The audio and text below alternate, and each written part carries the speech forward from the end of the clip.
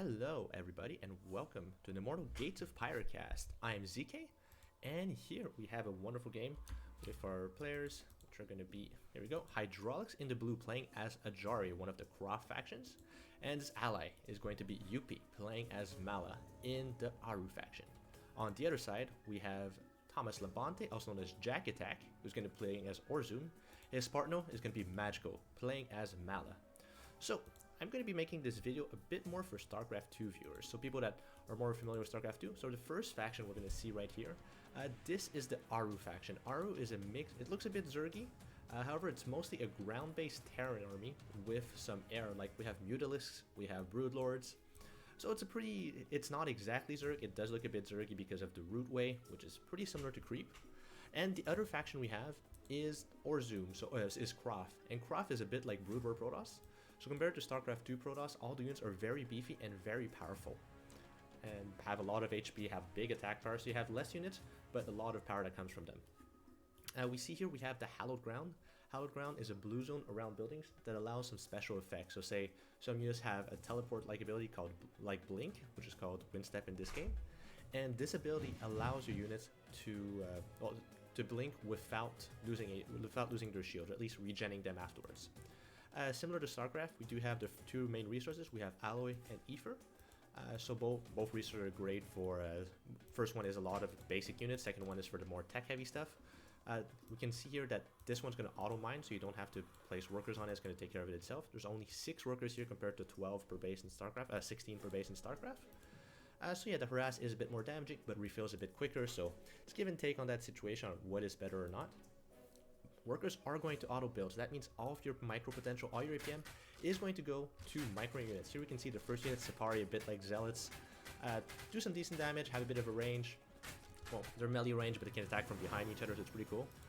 We have here the Mass Hunters, are very similar to Marines. They even have a stim-like ability called Offering that allows them to to get extra range and speed bonus. It takes a second upgrade to get attack speed bonus though, and that one comes a bit later in the game, so their first booster is going to let them jump on their opponents. You can see here that all units are pretty much the same speed in the start of the game, so that allows all units to go on the map. That's very important to get the third resource of the game, Pyre. So Pyre here, we can see Pyre is used to cast Mighty Immortal abilities. It generates slowly, so about 1 tick every 3 seconds. Ooh, attack coming.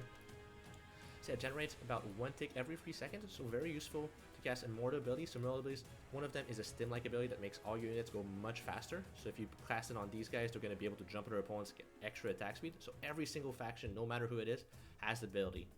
The second ability that everyone has is to build some towers. So these towers allow your units to regenerate. So all the units here are going to get a bit of an HP buff when they are in here. So you can see the HP is going up while they're in here. So every single unit can regen. So it's very important to keep all your units alive, especially in the early game. The other way you can gain Pyre is there are these Pyre camps, and the Pyre camps are going to have some units spawning on top of them. If you kill the units, they're going to have a Pyre drop, and you can walk on it to get it. It's fun to see some Pyre steals from time to time. Another thing you may have noticed that this is a 2v2. So Immortal is going to be balanced around both 1v1 and 2v2. So a really fun experience for everyone that wants to give it a try or want to play with your friends or get your friends that aren't as good to get in. Ooh, this is going to be a bad fight going up a hill with no vision. This is not good for Hydraulics. He's going to have to pull back. Good for him. He didn't lose a single one, so great skill on his part, reacting really quickly. Here we see we have the second unit, the Icors, very similar to Hellions, again from StarCraft 2. So yeah, Marine Hellion, a good composition, good against ground units. And here are the Mutalisks I was talking about. We see Magico decided to go for his own little Mutas. They are great for harass, they can go around the map quickly. They're not great in straight fights, but they can attack ground and air. And we can see here this opponent, Yuppie, does not have any anti-air at all. He does have the Marines that can come out pretty quickly, but he's going to have to take some damage right now. So we're going to see how they're going to react to that. There's the damage coming down already. Already lost 3 of them. That's some pretty bad damage. Side here, okay, there's a teapot. Teapots are the scouts in this game, so those scouty boys.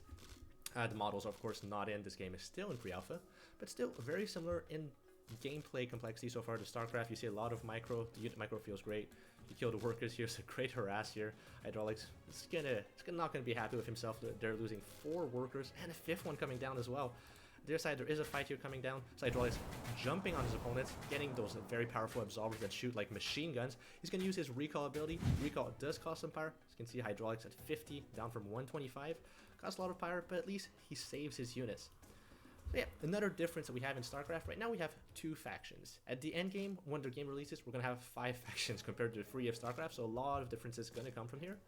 The reason we don't have as many so far, the reason that the factions so far are just very similar to StarCraft 2 is that you want to have the units be similar. You want to have a basis before moving on to the next level, before doing something that's truly crazy, which is going to come pretty soon, especially with the 3rd faction, or our human faction, which is pretty similar to Terran, since Terrans are represented pretty here. Ooh, some nice jumping on top here. Yuppie's getting them, getting 1 from, and the other 4 is going to escape. Unfortunately, none of these units shoot up. These little dervish dancers can just scoot around trying to find something else to kill, but nothing so far. Teapot coming in, Teapot scouts. Jack really wants to see what his opponent's up to, and it's going to be a Sao Shin, so this is a Magi healer type unit. I guess you can compare it to the medic, kind of. It does heal, it also can jump on the opponent. Yeah, I was saying we are going to have a lot of factions, but each faction is also subdivided into different heroes. So we see Hydraulics in the blue is playing as Ajari, who is Croft. On the other side, we have Thomas Labonte, Jack Attack, who is playing as Orzen, also Croft. However, they have different Immortals. The main difference you can see with those is you're going to change 2 of the units. So say the Sao Shin here and the Sipari are going to be different from Orzen. Ooh! Great attack here, jumping on the opponent. Team Ice here jumping on. Gotta be careful not get too close to the Absolvers, but if you can take a few units, it'll be worth it. It was a decent fight. The Absolvers are out of position. They can't really defend this base super well. And at the back here, we see the Dread Sisters coming in that have some very powerful spells that they can cast. They have the Plague-Goo, of course. But yeah, you have to be careful not to get in range of those Absolvers. Their little machine gun shots do incredible damage. UP is setting up here. The Dread Sisters do have an ability that allows them to cast a free unit that's going to shoot from very far. And Dread Sisters are also a specific unit to Mala, that Immortal. The other differentiation with an Immortal is that they'll have different spells abilities. So we talked about the Stim-like ability, the Infuse, that allows them to just jump on opponents, have extra attack speed for 75 per hour, so pretty expensive for 3 full Pyre camps. Ooh, many don't want to jump into this. Careful, UP. The other side, the Frums are still being really annoying. Sentinels, keeping them at bay, so Sentinels, great anti-air units. And on this side, Absolvers just keeping this position really well. So good play here from Thomas Labonte.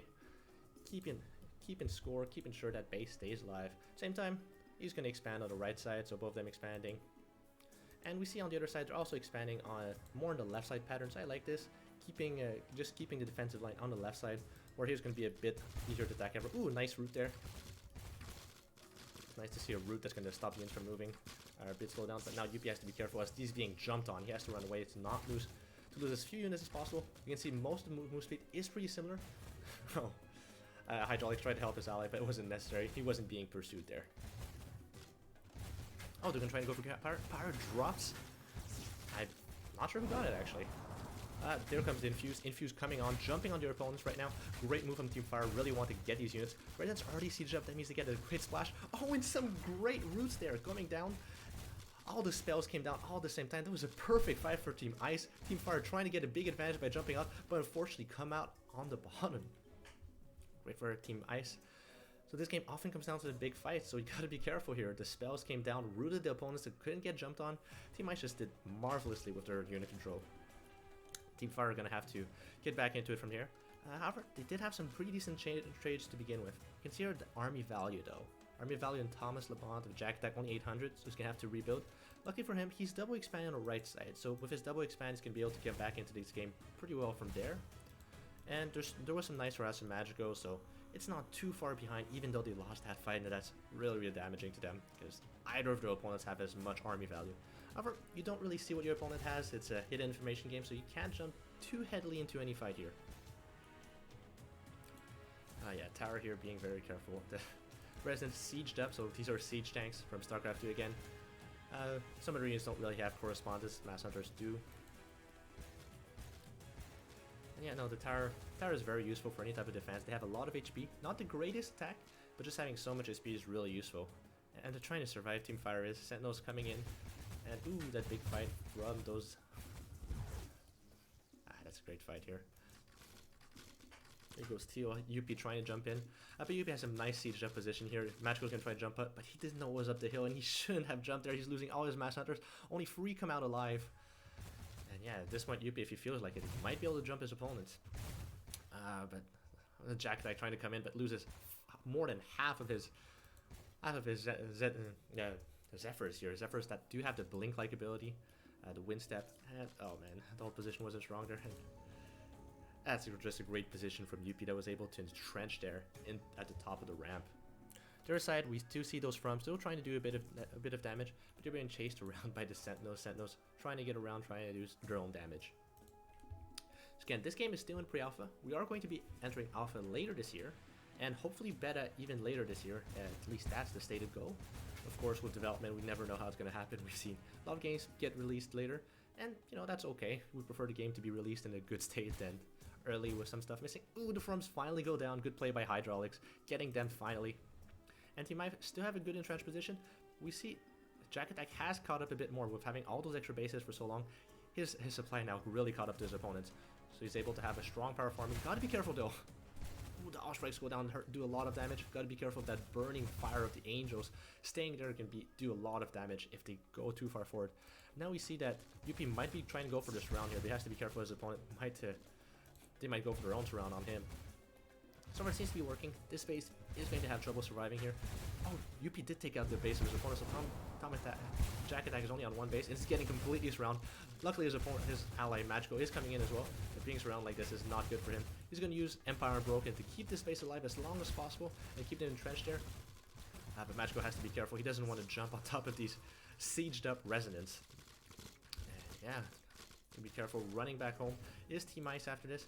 The entrenched position is still here, so it's going to be hard to dislodge this, and Jack Attack unfortunately has 0 army value right now. He's going to be able to rebuild. He has some alloy and some resources saved up, but man, that was a hard fight for him, as Team Ice take a big advantage once more. Magical though still has a big army, so if he takes the right fight, he's going to be able to come back into this.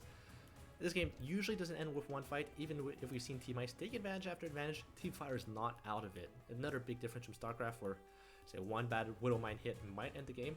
Or even if you lose the fight, generally the fights end up a bit longer. But yeah, Team Ice are keeping their advantage, or just keep expanding all over the place, and that's how they're going to keep their advantage and probably end up winning the game. But it's not over yet. Jack Attack is still here. He's rebuilding slowly. Has decided not to go for an army, just double expanding again to try and come back into it. You see Team Ice just getting more Pyre. The Pyre just drops here. It's always good to have a lot of Pyre to keep going. Yeah, Yuppie here. An Infuse coming down, so Magical making sure he's going to win this fight. There's a really nice route here, so these Mass Hunters are not being able to move. And not being able to move here is really damaging.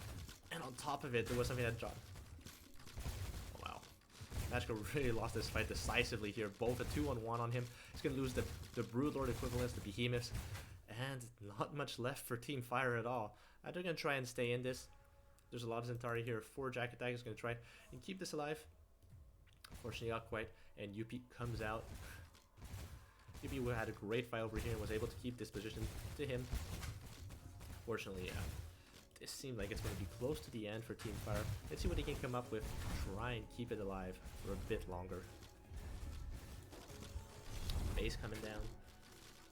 And yeah, Jack Attack is going to call it the GG. Only way to leave this game is to call it the GG yourself.